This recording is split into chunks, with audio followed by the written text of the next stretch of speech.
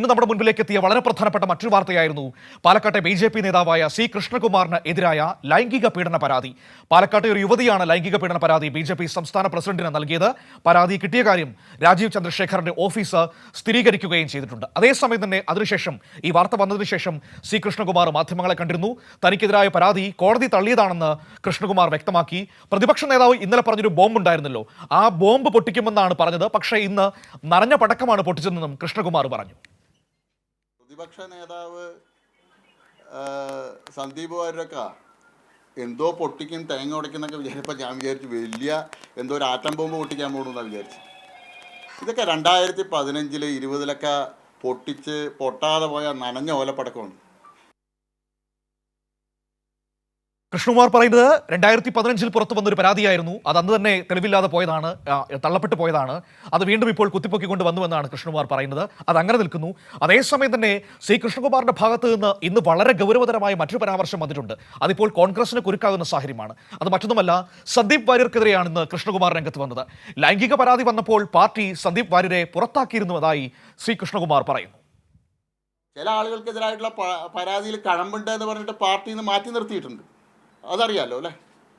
ചില ആളുകൾക്കെതിരായിട്ട് പരാതി ലഭിച്ച സമയത്ത് അത്തരം ആളുകൾക്കെതിരായിട്ട് ലഭിച്ച പരാതിയിൽ കഴമ്പുണ്ടെന്ന് പറഞ്ഞിട്ട് അത്തരം ആളുകളെ, ഇത്തരം സമാനമായിട്ടുള്ള പരാതി ലഭിച്ച ആളുകളെ പാർട്ടിയിൽ നിന്ന് മാറ്റി നിർത്തിയിട്ടുണ്ട്. എന്തായാലും കാര്യങ്ങൾ രസകരമാണ്. ഇതിപ്പോൾ വച്ചപിടി തിരിച്ചുകൊണ്ടതാണോ എന്നിപ്പോൾ ചോദ്യങ്ങൾ ഉയർന്നു കഴിഞ്ഞിരിക്കുന്നു. ഏതായാലും ഇപ്പോൾ പ്രതിസന്ധി കൂടുതൽ രൂക്ഷമായിക്കൊണ്ടിരിക്കുകയാണ്. സച്ചിൻ പാലക്കാട് ചേരുകയാണ്. സച്ചിൻ, പ്രതിപക്ഷ നേതാവ് ഇന്നലെ മാധ്യമങ്ങളെ കണ്ടപ്പോൾ പറഞ്ഞിരുന്നു ഒരു ബോംബ് പൊട്ടാനുണ്ടെന്ന്. പക്ഷേ കൃഷ്ണകുമാർ പറയുന്നത് നനഞ്ഞ പടക്കമാണ് പൊട്ടിയതെന്നാണ്. ഇത് പണ്ട് പുറത്തു വന്ന ആരോപണമാണ്, തെളിവില്ല എന്നൊക്കെ കണ്ട് ഇതൊക്കെ തള്ളപ്പെട്ടു പോയതാണ്. അത് വീണ്ടും കുത്തിപ്പൊക്കിക്കൊണ്ട് വന്നു എന്നതിനപ്പുറത്തേക്ക് മറ്റൊന്നുമില്ല എന്നാണ് കൃഷ്ണകുമാറിന്റെ ന്യായീകരണം. അതോടൊപ്പം തന്നെ ബി.ജെ.പിയിൽ ഉണ്ടായിരുന്ന സമയത്ത് സന്ദീപ് വാര്യർക്കെതിരെ ലൈംഗികാക്ഷേപം വന്നിരുന്നു. അതിനെ തുടർന്ന് നടപടിയെടുത്തിരുന്നു. പാർട്ടിയിൽ നിന്ന് മാറ്റി നിർത്തിയ ഒരു സാഹചര്യം ഉണ്ടായിരുന്നു എന്ന് പറഞ്ഞുകൊണ്ട് കോൺഗ്രസിന്റെ ഒരു കുത്തും കൊടുക്കുന്നുണ്ട് ഇപ്പോൾ സി കൃഷ്ണകുമാർ. മനു, അത് തന്നെയാണ് കാരണം. കോൺഗ്രസിന് പിന്നാലെ ആയിരുന്നു ഇന്ന് രാവിലെയോടുകൂടെ സി കൃഷ്ണകുമാർ, ബി.ജെ.പിയുടെ സംസ്ഥാന വൈസ് പ്രസിഡന്റ് ആയിരുന്നു. അദ്ദേഹത്തിനെതിരെ പീഡനാരോപണം പുറത്തു വരുന്നത്. അതായത് കഴിഞ്ഞ കുറച്ച് വർഷങ്ങളായി വലിയ രീതിയിലുള്ള ലൈംഗിക അതിക്രമം നേരിട്ടതിനാൽ മാനസിക വിഷമത്തിലാണ് താനെന്ന് പറഞ്ഞുകൊണ്ടാണ് ബി.ജെ.പി. സംസ്ഥാന അധ്യക്ഷൻ രാജീവ് ചന്ദ്രശേഖറിനെ യുവതി മെയിലിലൂടെ പരാതി അറിയിക്കുന്നത്. തുടർന്നാണ് ഇതിപ്പോൾ വിവാദമായിരിക്കുന്നത്. കാരണം രാഹുൽ മാങ്കൂട്ടത്തിനെതിരെ വലിയ രീതിയിലുള്ള സമരങ്ങൾ പാലക്കാട് ബി.ജെ.പിയുടെ ശ്രീ കൃഷ്ണകുമാറിന്റെ നേതൃത്വത്തിൽ നടന്നിരുന്നു. എന്നാൽ ഇത്തരത്തിൽ സ്ത്രീകളെ സംരക്ഷിക്കുന്ന ഒരു നിലപാട് എന്നൊക്കെ പറഞ്ഞുകൊണ്ട് വലിയ രീതിയിലുള്ള പ്രസംഗം ശ്രീ കൃഷ്ണകുമാർ നടത്തുന്നു.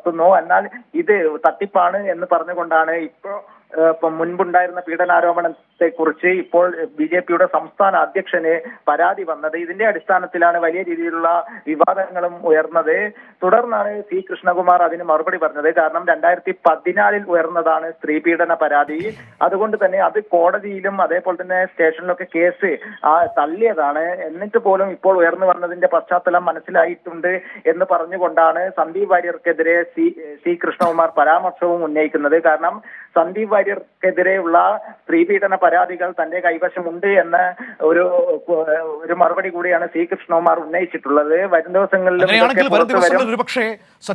വരും ദിവസങ്ങളിൽ സന്ദീപ് വാര്യർക്കെതിരായ ആ പരാതികൾ പുറത്തു വരാനുള്ള സാധ്യതയാണോ ഇപ്പോൾ കാണുന്നത്?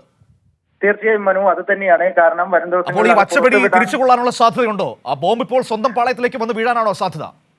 തീർച്ചയായും മനു നേരത്തെ പറഞ്ഞതുപോലെ തന്നെ വലിയ രീതിയിലുള്ള ഒരു ഹാസ്യരൂപേണയാണ് ഇപ്പോൾ കാര്യങ്ങൾ നടന്നുകൊണ്ടിരിക്കുന്നത്. കാരണം പ്രതിപക്ഷ നേതാവ് വി.ഡി. സതീശനാണ് വലിയ പടക്കം ബോംബ് പൊട്ടിക്കും എന്ന് പറഞ്ഞത്. എന്നാൽ ഇപ്പോൾ തിരിച്ച് കോൺഗ്രസിനകത്ത് തന്നെ വീണ്ടും സ്ത്രീപീഡന ആരോപണം എത്തും എന്ന കാര്യത്തിൽ സംശയമില്ല. അത് ബി.ജെ.പിയുടെ ഭാഗത്തു നിന്ന് തന്നെയാണ് ഉണ്ടാകുക എന്നതും ഏറെ വിവാദമാവുന്ന ഒരു വിഷയം തന്നെയായി മാറാൻ സാധ്യതയുണ്ട്. കാരണം ബി.ജെ.പിയുടെ നേതൃത്വം മറുപടി പറയേണ്ട മറ്റൊരു വിഷയം കൂടി അപ്പോൾ വരും. ഈ പറയുന്ന നേതാവിനെതിരെ പരാതി ഉയർന്ന സമയത്ത് അദ്ദേഹം ബി.ജെ.പിയിലായിരുന്നല്ലോ, സംരക്ഷിച്ച് നിർത്തിയിരുന്നല്ലോ. അതിന് ന്യായീകരിക്കേണ്ടി വരും. തീർച്ചയായും മനു, അത് തന്നെയാണ്. കാരണം അന്ന് ബി.ജെ.പിയുടെ സംസ്ഥാന നേതാവായിരുന്നു സന്ദീപ് വാര്യർ. അപ്പോൾ പൂഴ്ത്തിവെച്ച പരാതികളാണ് ഇനി പുറത്തേക്ക് പൊക്കിക്കൊണ്ടുവരാൻ വേണ്ടി ബി.ജെ.പി ശ്രമിക്കുന്നത്. അതിനാൽ തന്നെ വലിയ രീതിയിലുള്ള ഒരു വാദപ്രതിവാദങ്ങൾ വരും ദിവസങ്ങളിലും നമുക്ക് പ്രതീക്ഷിക്കാം മനു. ശരി, ഏതായാലും നമുക്ക് ഈ കളികൾ കാത്തിരുന്ന് കാണാം. ഏതായാലും രസകരമായ കാര്യങ്ങളാണ് നടന്നുകൊണ്ടിരിക്കുന്നത്. അങ്ങോട്ട് ആരോപണം വയ്ക്കുന്നു, മറുപടി ഇങ്ങോട്ട് വരുന്നു. ഏതായാലും വരും ദിവസങ്ങളിൽ കൂടുതൽ പരാതികളൊക്കെ ഇപ്പോൾ പുറത്തേക്ക് വരുമെന്നാണ് ഇപ്പോൾ നമുക്ക് മനസ്സിലാക്കാൻ കഴിയുന്നത്. സച്ചിനാണ് പാലക്കാട് നിന്ന് ഈ വിവരങ്ങൾ നൽകിയത്.